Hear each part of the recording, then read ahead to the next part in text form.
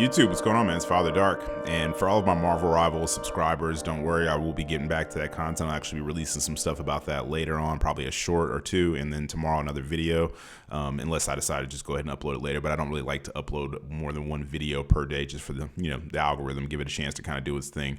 Nonetheless, though, today I want to talk about Verdansk and the excitement around it and how people are just really milking this thing. And, there's a few different topics that I kind of want to cover in regards to Verdansk. And, but ultimately, for those that are interested, I'm more just kind of talking about why I don't think that this is at all going to save Warzone. And let me just go ahead and get into why. So first, let's just kind of talk about why exactly there's so much hype around Verdansk and why Verdansk is so important to the player base and people at the moment, and why they seem to think that this is going to reignite that spark that Warzone has been missing for a long time, right? And then I'll tell you why I don't believe that. So Warzone was an extremely big deal, right? Because prior to Warzone, what we had was we had PUBG and we had Apex and we had Fortnite, right? And the thing that none of those games really had that was appealing to the larger audience of FPS or even though I know a lot of those games aren't FPS like Fortnite and stuff, but nonetheless we're just gonna encompass them with FPS shooters or whatever you want to call them, right? Nonetheless, though, the thing that was missing was, one, that, some of those games weren't FPS, and two, that they weren't necessarily more like the grounded games. You have Apex, it's more of like a sci-fi, it's actually like a hero shooter disguised as a battle royale, or however you want to look at it, battle royale disguised as a hero shooter, however. But, it's basically like if Overwatch created a battle royale, right? And then you have Fortnite, which is a very, like, a lot of people take a lot of offense to Fortnite. They the game just irritates them. It's too colorful, it's wacky, they view it as a game that's for children.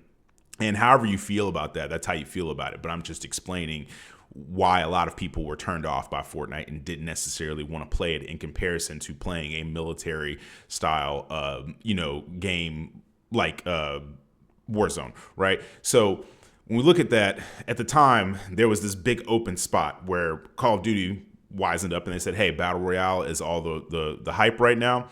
Let's go ahead and release our own version on our own take on it, right? And this was also around the time of the pandemic. So you had a massive group of people, like just, the majority of the world was on lockdown and we were all just kind of sitting in our homes, nothing to do. Now, me personally, I've been gaming since as long as I can remember. Some of my earliest memories are playing video games and having fun and stuff like that, amongst other things when I was a kid. But still, though, this is something that I've consistently done my whole entire life. So I didn't need to be on lockdown to want to play video games. But there's a large portion of people that really they might have owned a console or whatever the case was, but this was something they did extremely casually and sparingly, right? For the most part, they were, living their lives, going outside, doing things, bars, clubs, hanging out with friends, all that kind of stuff, right? But, like I said, though, that created a large portion of new gamers and people that were getting into it, and a lot of people that started getting into content creation or started watching content creators and streams and stuff, whether it was to get better or just, out of realizing for the first time, hey, this is something that people actually do. There's a reason why, Twitch and YouTube gaming and all that kind of stuff exists. Nonetheless, though, the point that I'm making is that the reason that people are so excited for this is because of, just one word, it's nostalgia. Nostalgia is an extremely popular, or not popular, but extremely strong, like, emotion.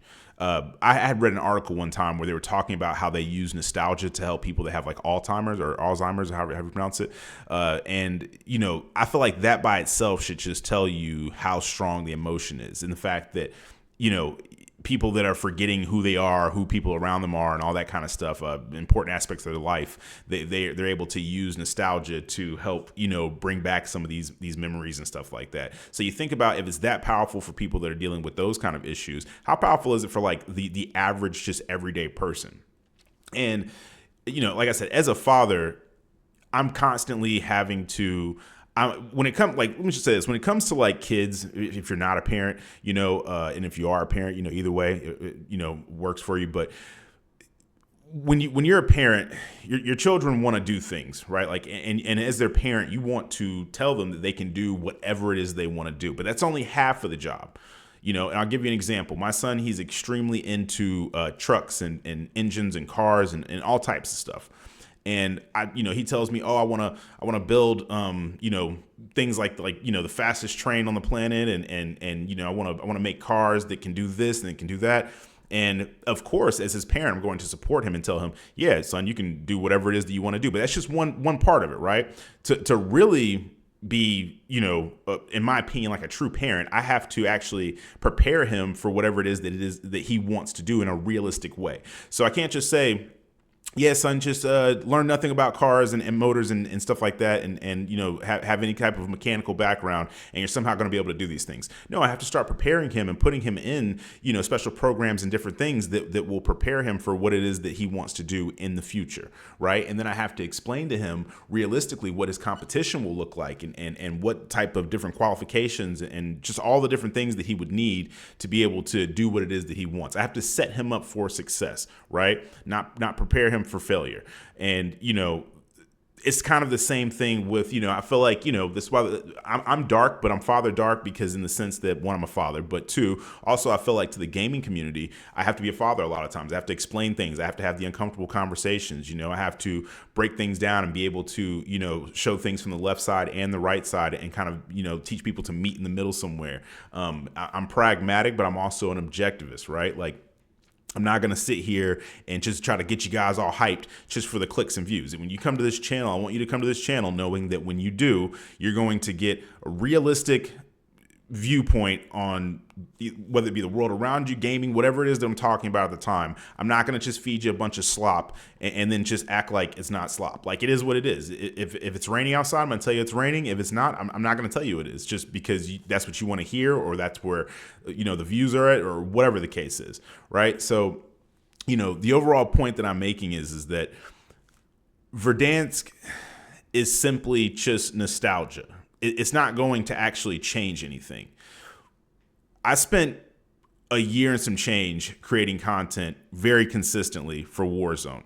I played it for a long time, and I kind of uploaded a little bit here and there, but it was never really that consistent. And one day I decided, I'm going to actually do this thing seriously, right? And out of the whole time that I was creating content for just Warzone exclusively, I tend to pay really close attention to comments and people's feedback and stuff. I tell you guys at the end of all the videos, let me know what you're thinking about this. And I don't just say that like a lot of content creators and then ignore people in the comments and only respond to one or two with a heart or something. I actually talk to people. And it doesn't matter if you agree with me or disagree with me. Now, people that leave toxic comments, yeah, I don't pay them any attention, because they just want to argue. They're miserable. They just want to argue.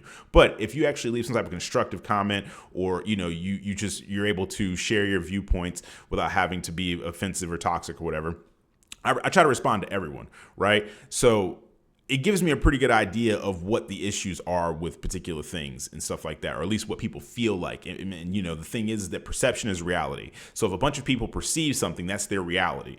It may not be the actual reality of something, but it is their reality, right? And if enough people believe it, ultimately it could become reality. So when I was uploading content for COD, I saw a lot of the issues that were going on. Clearly me playing the game, I'm going to see a lot of the issues. But the thing is that things that might plague me or be issues for me may not be issues for someone else. And I'll get to like why that is in a moment here. But like I was saying earlier, one of the reasons why I believe that Verdansk isn't going to save Warzone is simply because of cheating. It just is what it is.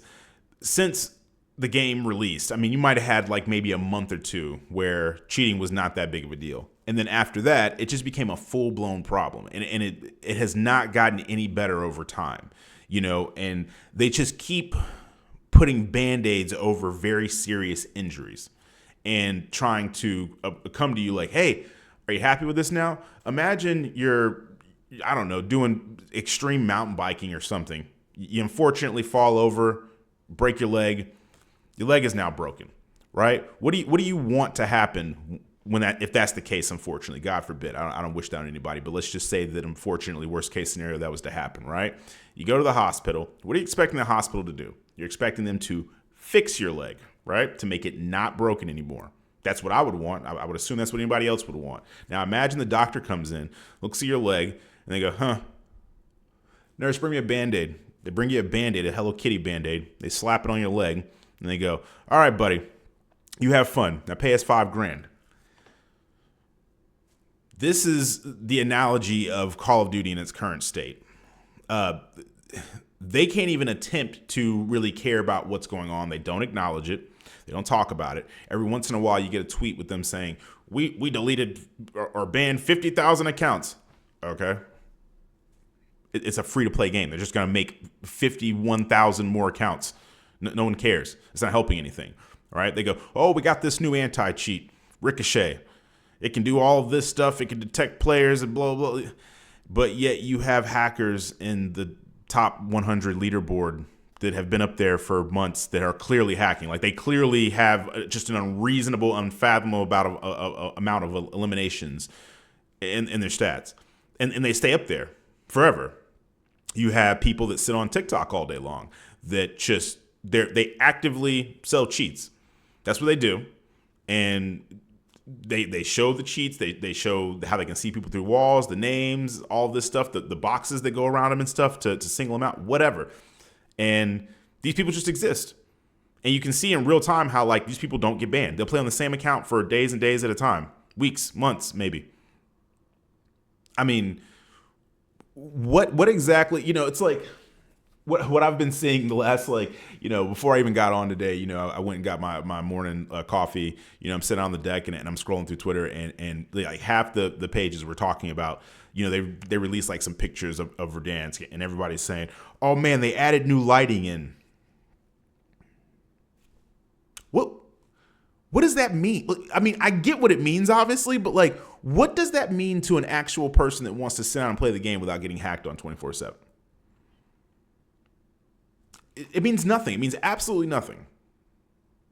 At no point in time has anyone come into my comment section upset with the game, deeply upset with the game, and ever said, man, this lighting, man, it's just really messing up my whole vibe. No, nobody said that. They talk about hackers.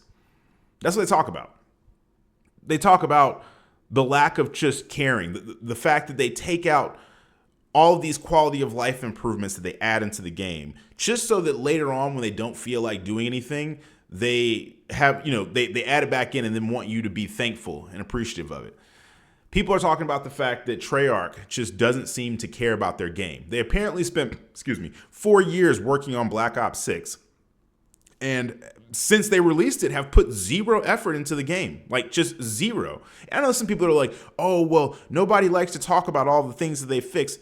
My brother in Christ, they shouldn't have had to fix it. That's like me coming in your home and taking a hammer and smashing a painting or picture up that you made. And then I go and, I don't know, put it back together poorly. And then I go, oh, you're not thankful? You're not happy that I did this? You shouldn't have broke it to begin with. There was no reason to break it. There was no reason to take things out. If I just go and take a TV off your wall, go put it in the back of my car for a week, drive around with it, and come back and put it back on there and go, oh, you're not happy that I did that? You should be happy. Nobody's talking about the fact that I took your TV and then I put it back up on your wall. What are you talking about? Is this what gaming has come to where we should be thankful that you're doing the most bare minimum stuff? As a parent, I hate when people say, I don't hate it like I take offense to it, but it irks me when people say like, man, you're such a good father. You take care of your kids, you feed them, you take them to school and you pick them up, you help them with their homework. I chose to have kids. I should be doing those things. Those are the bare minimums. That's what I'm supposed to be doing as their father. Now, yeah, are there things as a parent that I feel like you can do that go like above and beyond? Yes, and those are the things that you should be complimented on. But when you are literally just doing what it is that you're supposed to be doing, if you work at McDonald's and you show up to McDonald's and you flip burgers and put fries in the fryer, that's what you're supposed to be. That's literally what they're paying you for. Why someone would thank you or appreciate you for that, that is absolutely mind-blowing to me. Now, when you do stuff that's outside of the parameters of your job, that's when some people can say, oh man, this person goes above and beyond. Nobody's talking about how they also, go and make sure that the tables are extra shiny or something or whatever. I'm giving bad examples, but you get the point that I'm making here, right? They're supposed to make quality of life improvements and then leave those things in the game. Not every year go, listen, we're out of ideas. So what should we take away from the game? Oh, well, you know what? People like red dots on the map when people are firing their loadouts and stuff off. Let's take the red dots away off the map this year. And then after 3 months of people complaining about how dumb that was, let's add it back in. What? Oh, well, we added a thing to show what your teammates have in regards to how many plates, or if they have a gas mask, or if they have a UAV or whatever. Let's take that away, and then we'll wait till they whine and complain enough on Twitter, and then we'll add it back in and tell them that we did something. Yeah, you did something. You took away what was already there, what you called a quality of life improvement. You knew it improved the quality of life in your game, and you removed it. And, you know, the whole thing with Verdansk, too, in regards to people being so excited about it coming back. And, you know, for what? Were you there when we played Verdansk originally? We all collectively agreed that we got tired of it and that we wanted a new map. And, you know, to be fair, you could argue and say, well, how many times have they brought Rebirth Island back? Rebirth Island is extremely straightforward, and for some reason, they're having an extremely hard time reproducing that map. Like, it's just like they don't seem to get it. The reasons that people like Rebirth is because Rebirth is straight and simple and to the point. You cannot get the same amount of eliminations and the dopamine rush, whatever it is that you want to call it, on other maps. Every other small map that they've made just doesn't have that same flow to it. Ashika Island, just too much space in between points and stuff. It's just like these giant open fields that just serve really no purpose, right? Whatever was it, Area 99, the map they made, way too just overly complex for no reason. Even though I guess, like, I don't think it's that much bigger, maybe like a little bit wider or something. Then I don't remember looking at like the exact measurements or anything, but just from playing it, it just does not feel as to the point as Rebirth Island. And that's for a very specific crowd of people that really want to have that really quick, fast-paced action. Verdansk had tons of issues that people have forgotten about. And when I say issues, they weren't necessarily like, for example, buildings. Like, it was like all these buildings had like different floors and stuff like that, right? And they had doors and everything that opened up and, you know, all this kind of jazz. And a lot of people got irritated with that. They're like, why are there doors? The doors should just be there as decorations, but they shouldn't actually exist. I never really got what people's issue was with doors in Call of Duty, but that was their own thing. And you know, like I said, to each his own. Everybody's different. Everybody looks at things differently, has issues with things differently. Me personally, I thought it was cool that you could open doors. I've always hated when there's like a door or a window and you can't interact with it, but you can with other ones. It's very like, what was the point of that, right? And like I said, I could go on for days about all the different issues that people had with Verdansk, to how we literally begged them to give us other maps besides Verdansk. And when you look at other games, like you look at like Apex, you look at Fortnite, how Fortnite, they may have the same overall like giant island, but they're constantly changing it up and adding new points in while kind of keeping them like the same at the same time. It's kind of hard to explain. It's like they might have a downtown area, but they're constantly revamping that area and adding little things here and little things there and just different stuff. And they do this like every season. Whereas, you know, like I said, other games, you got like, what is it, PUBG? They have numerous different maps. I saw somebody playing the other day and they said, well, I didn't see them, but I was reading about, you know, how much fun they were having playing it. And they were talking about the fact that they didn't play the same map for like, I don't know, like an hour, after like an hour and a half or 2 hours of playing, they hadn't played the same map once or something like that. However they explained it. But basically, you know, looking further into it, PUBG has like 6 or 7 maps now or something like that, right? So, and their base seems very happy. But this whole thing is just so gimmicky. It's, we're going to try to recreate that nostalgia, you know, and it's the same thing that happened with like Fortnite. Fortnite. I don't know why I said it like that, but it's the same thing that happened with OG Fortnite. People were like, yo, we need OG Fortnite back. And a lot of these people, I wonder, I'm like, I don't know if you all actually played the OG versions, or you just think that you were missing out on something because, like I said, when games first come out, they're brand new. We don't know anything about them. We're all learning and exploring together. When Fortnite first came out, people weren't even building. The only time somebody would build would be like when there was a chest on top of a mountain and we'd like build stairs on the side of the mountain to like get up to the top of it. I remember in real time seeing the community realize, wait a second, you realize you could build when you're in a fight and you could get high ground, or you could box yourself in, or whatever the case may be. And I saw it progress to where it is now, to where people will get shot at and their very first instinct before they even think to blink or breathe is to build a shopping mall around them. You know what I mean? And like I said, I've seen this stuff, and you're never going to be able to get back that initial feeling because the community has evolved past that. It's just like as a parent, when your kids are really small, there's certain things that will bring them joy that are very basic things, right? You can just kind of like, I don't know, take them to the park and it's like, oh, this park is so cool and I want to run around and have fun, with my parents and the dog and stuff and, jump on this thing and do that. And then you're like, it's like 10 years later, your kids are teenagers and you're trying to recreate those same memories. You can't. They're teenagers now. They don't care about going to the park. If they want to go to the park, they want to go to the park with their friends and hang out. You're going to have to get their interest in other ways by doing things that are relevant to them now, like simply asking them, hey, what would you like to do nowadays? They might say, hey, I want to go to the water park. I want to go to, the theme park or whatever, right? Whatever their personal interests are, my daughters, they like to just walk around the mall. Of course, they like to do a little bit of shopping, but at the same time, that's fun to them to just walk around the mall, whereas when they were younger, they were into completely different things. And it's the same thing with my sons. Every year that they get a little bit older, their tastes mature a little bit. It changes a little bit. And you're never going to be able to get back those like younger, like toddler and baby years and stuff and the things that they found interesting. Like you can't come up to a teenager and be like, look, I found your rattle that you were obsessed with when you were a baby. They're gonna look at you like, wow, what am I gonna do with that now? Right? And it's the same thing as you get older. As you get older, what you like to do, it changes. When I was my oldest son's age, you couldn't keep me from being outside on a skateboard or a bike or playing street hockey with my friends, whatever. I would get up as soon as the sun came up and I wasn't back home until the street lights started coming on. And nowadays, do you think I skateboard as much anymore? No, I'm an older man. I might break a hip or something. You know what I mean? Not realistic. I'm probably still going to skateboard, but it's just, that's not my go-to thing. Do I still do a lot of like active things and stuff? Yes, but I'm not skateboarding everywhere. I have a car, I drive. What are we talking about? But like if my son really wants to like go to the park and skateboard, yeah, I'll probably jump back on, and risk my health and safety and stuff. But, is what it is, right? People just like mature and grow over time.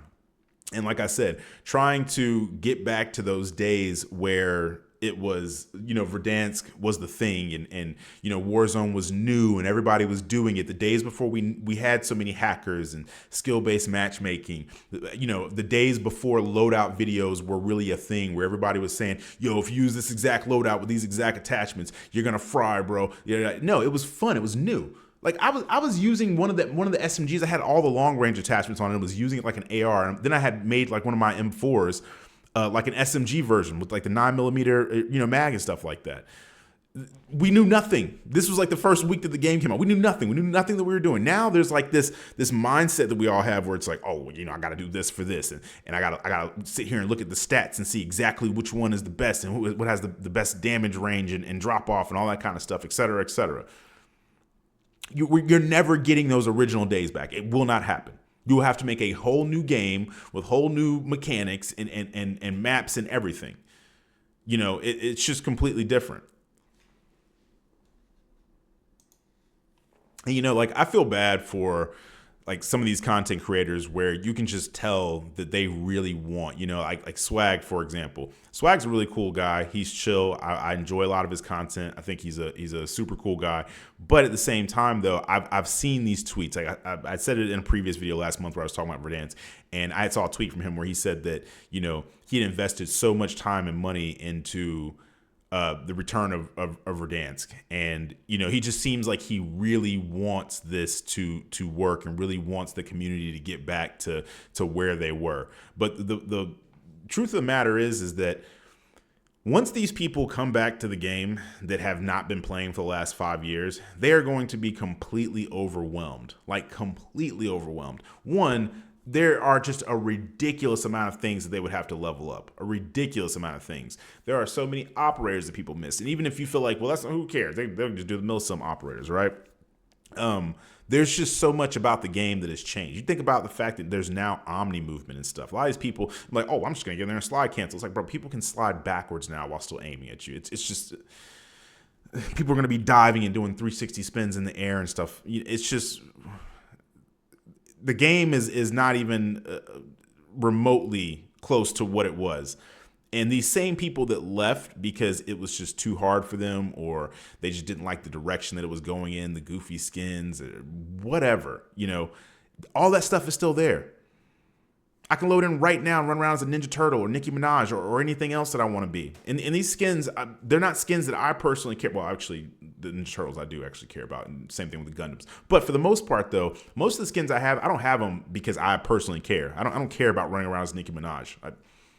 But I do like to troll people. So if I know that people dislike something, I'm going to get that immediately because I know they're going to dislike it. I can't even see what skin I'm using in the game unless I'm doing a finishing move. So if I get a skin, it's solely to trigger people that get triggered by pixels on screens, which there's a lot of them out there. They walk amongst us.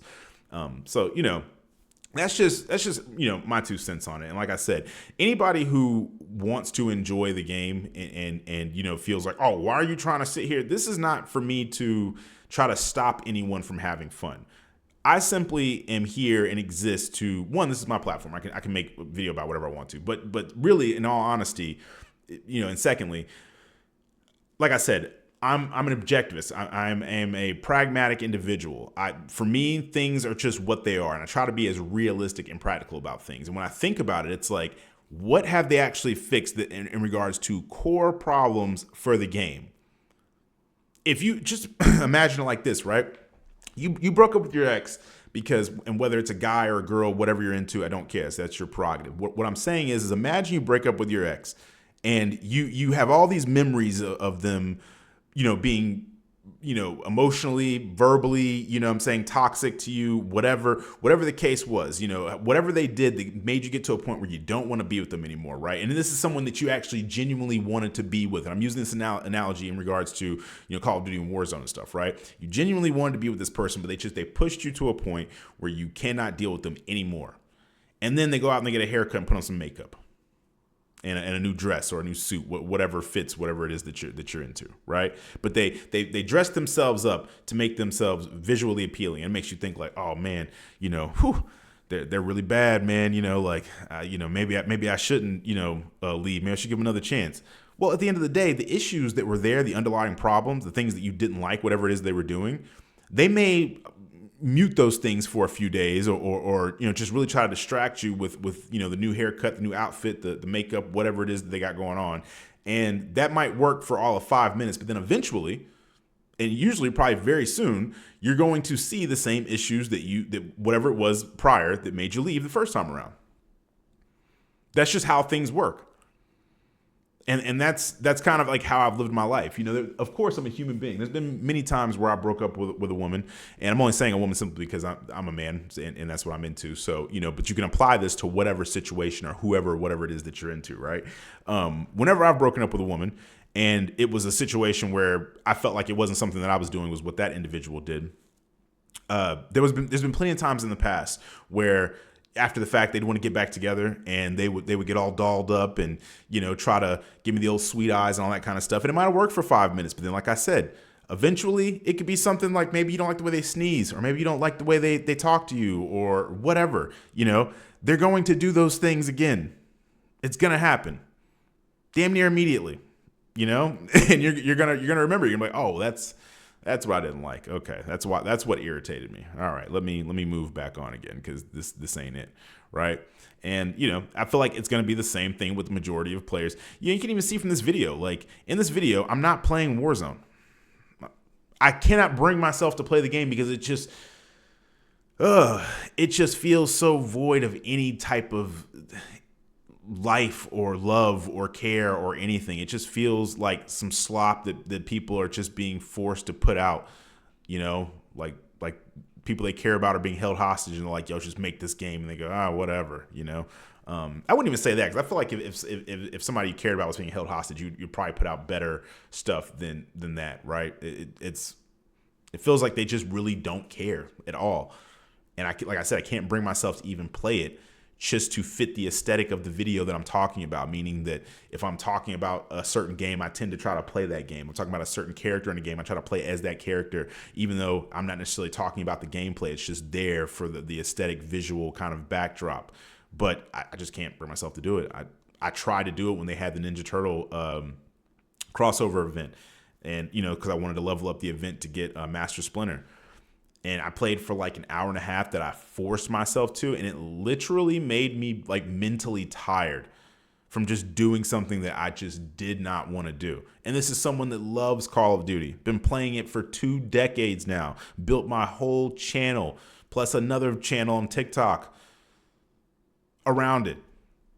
And after just so much back to back just slaps in the face and disregard from the devs and just overall, and I don't really even feel like it's personally devs. I feel like most of these decisions get made in a corporate boardroom from people who don't even play the game. They're just making decisions because they feel like, well, I own it and I'm going to be super controlling about it. And this is what I want you to do. And then when it fails, they go, oh, well, it's not our problem. It's someone else's issue. Now, I can't say that's exactly what's happening. I feel like from using common sense, that's more than likely what's happening.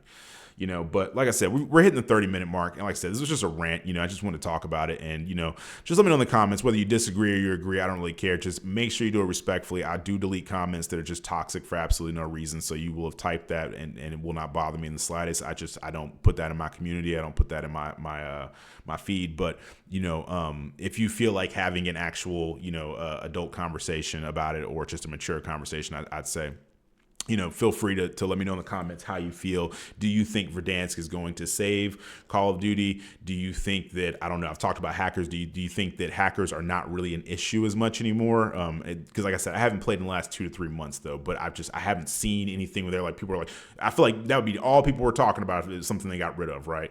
If anything, it's been quite the contrary. I've seen a lot of videos of people talking about in ranked how there's rage hackers. I even saw where they were saying that in console only ranked, that there's hackers now for that. They can like spoof their accounts to make it seem like they're on console when they're really not, etc. Right? But let me know. Like I said, it's different to actually hear from people that are regularly doing it, all that kind of jazz. And like I said, it doesn't have to be anything specific. Just whatever your thoughts are and your opinions are on Verdansk, Call of Duty, the state of it, whatever the case is. Let me know in the comments. I love to hear from you guys. But this is Dark, and I'm out. I'll catch you in the next one.